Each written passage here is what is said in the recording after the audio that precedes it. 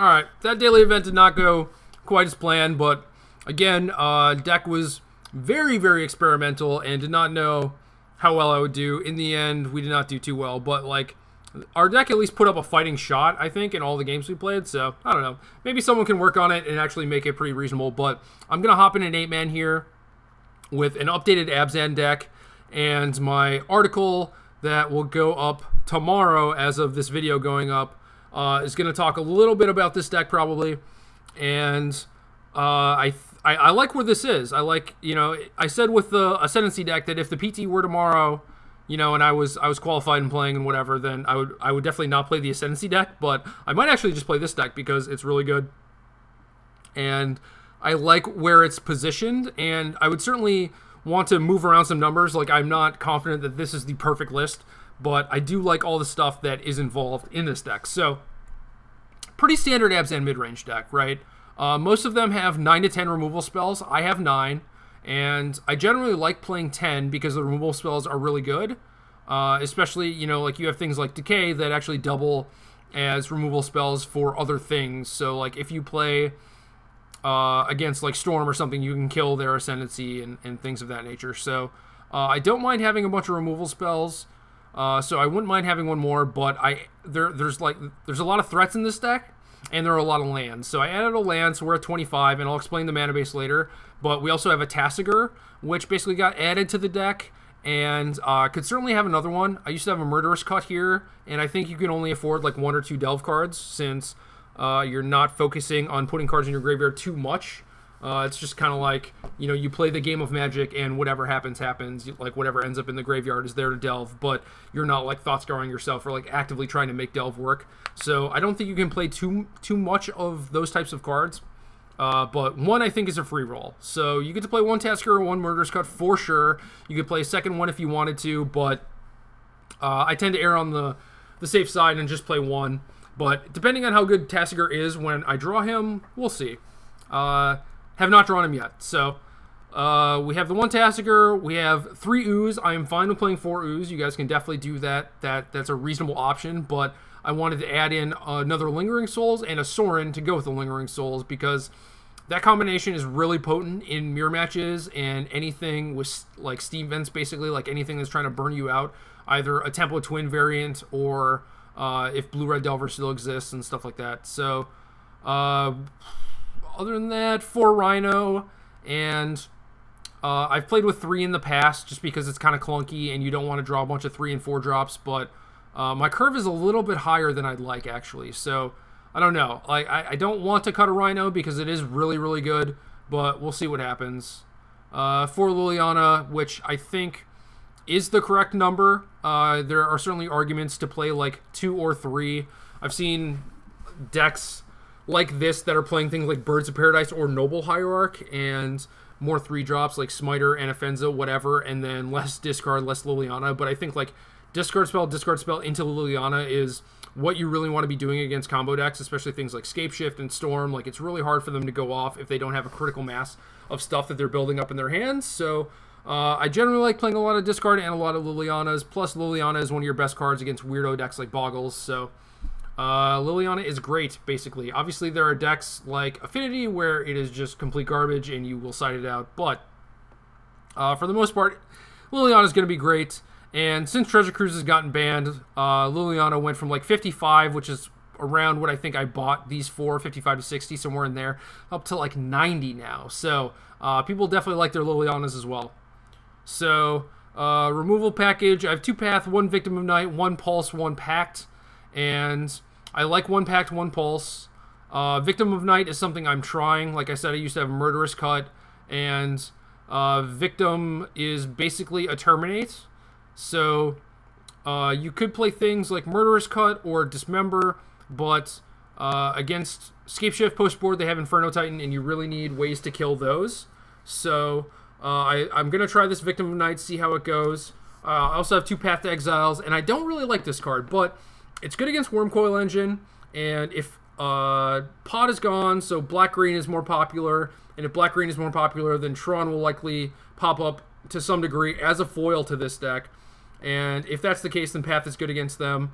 Obviously, it's kind of a non-bow with like your Tectonic Edges and your Fulminators in the board, but that's not really the case, because if they go like Tron Land into Karn or Wormcoil, well, I guess Wormcoil is the one, because like you would path their Wormcoil, you can't path Karn. But if they go Tron into Wormcoil, you path it, that puts them to 4 mana, and then you could potentially use Edge to break up their Tron. So it's not really that much of a non-bow, but it is certainly a non-bow against any other fair deck. I think it's just like that one corner case against Tron where it just ends up being kind of weird, where like, you know, do you really want to get that basic out of your deck?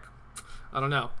But yeah, since this is basically a resource denial deck, I would like to not have Path in the deck, but the removal spell that is just kill target creature is not very plentiful, despite us being black, or at least like not the cheap stuff.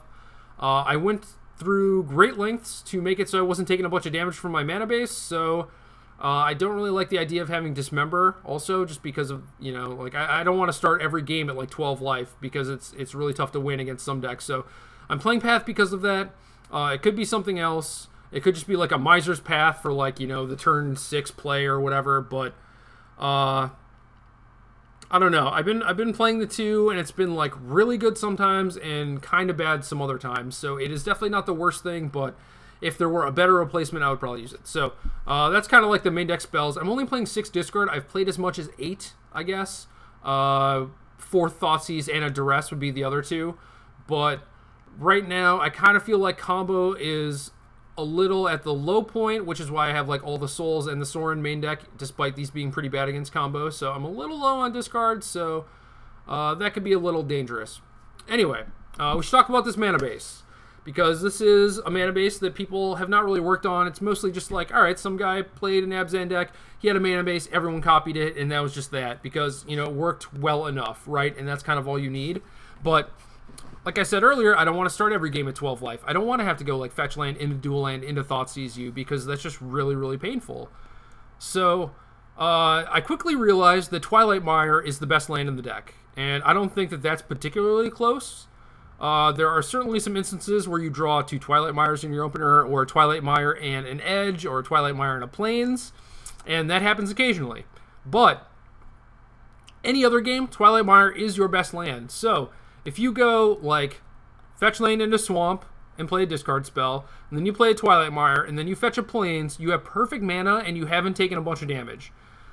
But if you don't have a Twilight Mire, it generally involves you having to fetch some awkward combination of dual lands, and that just ends up dealing you a bunch of damage. So I have a bunch of fetch lands and a bunch of Twilight Mires, and that has been working out pretty well for me. Other than that, 2 Tectonic Edges, which is I think all you can afford to play, especially if you're playing a bunch of Twilight Mires, but you definitely want some amount of utility lands, and I think Edge is the best one, just because, excuse me, it helps in your best matchups generally, and again, something like Twin, you can keep them off double red, you can keep them off their 4th mana. You know, if they play their 4th land, you can edge it, and then maybe they don't have another land. Against decks like blue, white, red, Jeskai, as the kids are calling it these days, killing Colonnade is very, very good. Killing manlands in the mirror match to protect your planeswalkers, also very, very good. And it is imperative, basically, that you have some lands in this deck that do things. So I have 2 Edges and 3 manlands. They're all Stirring Wildwoods, because I like having the dual land. The extra mana to activate compared to something like Treetop Village is not that big of a deal. And 3/4 reach is actually a pretty solid body, because it can block Restoration Angel, it can block Delver, it can block Treetop too if you're playing a mirror match where they have Treetop and you have Wildwood. But also it can just like attack through those things too, which is pretty nice. So the bigger body is really good. It being a dual land is pretty good, because that means that we very, very easily have enough white sources in our deck. And again, with something like Twilight Mire and Stirring Wildwood, our mana is perfect. So other than that, we have 2 Forest, 2 Swamp, 1 Plains. I think that's a good mix of basics. I found that there are certainly games where you want 2 Swamps. So I think most decks have 2 Swamps. But there are also games where you might want 2 Forests, just because you have things like Scavenging Ooze in your deck, or you just want to fetch like a 5th land that's a basic that's untapped and like you want it to be green. So I found myself wanting 2/2/1 on my basics, and you can't really do that with a bunch of dual lands, because you end up running out of room. So you'd have to like cut a Twilight Mire, cut a Stirring Wildwood to actually fit like the second Overgrown Tomb also. And I don't want to do that. I have one of each dual land. That's all you need. That's all you should ever need. The second Overgrown Tomb, in this mana base at least, is completely superfluous, and you just don't need it. So I'm not playing it. And that's it. Mana base, basically, quick hits are not very painful. Has some utility lands and higher curves, so I have 25 land. That's about it. So, sideboard. If you guys watched my last videos, you would notice that I had Rain of Tears instead of Fulminator Mage. Well, I finally sprung for the Fulminator Mages. I'm out 100+ tickets, but I have them. They are great. They are fantastic. They are so much better than Rain of Tears that it's kind of a joke, actually, because like Rain of Tears against Jeskai is just like, okay, I'll kill your Colonnade, but like Fulminator Mage is so good because it's like you just like don't really care about, you know, stone raining them on turn 3, but you do care about having this little beater that maybe they eventually have to deal with, and then you pick off a land. Or, you know, say they have like 4 non-basics and 2 basics and they want to keep them in Cryptic on a turn. It's like you have this thing in play that can just like pop their land and make it so hard for them to like keep them in Cryptic, or like flash in Restoration Angel when it's going to wreck you and stuff like that. So like you really want the stone rain that just sits in play. So Fulminator Mage is great. And if you're expecting a lot of Tron, you can certainly play some number of these main deck. They're reasonable in the mirror match, good against Jeskai, obviously fantastic against Tron and other big mana decks like the Amulet deck. So not too bad against anything, and I generally board in 1 or 2 against Affinity too. So you can certainly play those main deck. I like the Souls package currently. Willie Adel played straight black-green in a daily event and went 4-0, and he had 3 Fulminators. He also had like a bunch of Coursers and Dark Confidants, but I'm not a big fan of those cards. But his list was interesting, so if you guys want to go find that, use Lord Google. Other than that, Stony Silence, Creeping Corrosion, pretty good package for Affinity, and could certainly play like 3 Stony, 1 Corrosion, but I think 2/2 is a good mix. I've been liking that. I have the 2nd Sword and the 4th Souls. I really like that package in any sort of grindy mirror. Like, Souls is so good. It is so good, in fact. I consider playing a Township in instead of one of the Tectonic Edges, but I think that's just kind of crazy talk. Souls doesn't really need that much help to actually close the game unless you're in a Souls mirror, but if that's the case, Soren's going to be pretty good. And then I have a Zealous Persecution also, and this may or may not be good. I have another Maelstrom Pulse on my board just because in mirror matches, if they're like out Rhinoing you, out Goifing you, out Soulsing you, like Pulse is something that can catch you back up. So maybe I don't need the Persecution because I just added this Pulse. But Pulse also kills things like Batterskull. It kills things like Restoration Angel, and there was another card that I really wanted to kill. Oh, Karn. It kills Planeswalkers. So I like Pulse. I like having the 2nd one. I also have another Thoughtseize for combo decks. If this Thoughtseize was main deck, it would be a Duress. I have another Slaughter Pact because I think it's really good against Twin, and I just wanted some extra removal. And then I have a Miser's Timely Reinforcements for burn, but it's not really a Miser's, you know, it's not just like, oh, you have 1 life gain card and you hope to draw it against burn. It's like, no, I have 4 Siege Rhino, I have 2 Sorens, and Timely Reinforcements just kind of bridges the gap, you know, between like Tarmogoyf into the 4-drops. So I don't mind having a Timely, and it's like actually pretty reasonable against Affinity, although look out for Illness in the ranks. I got Illness the other day, it was not cool. So that's it. Sorry that was so long, guys, but I have a lot to explain about this deck because it's more than just like a deck list. Like there's so many like moving pieces, and every time you shift in one direction, it takes away a lot from another direction. So like right now, I'm making this move to be like less anti-combo and more anti-mid-range. So you kind of have to explain how all those things end up working together. So yeah, that's it. Deck's great, and hopefully we do pretty well in this 8-man because I did so poorly in that daily event. But I kind of knew what I was getting into, you know? Like, I have higher hopes for this deck, so we'll see.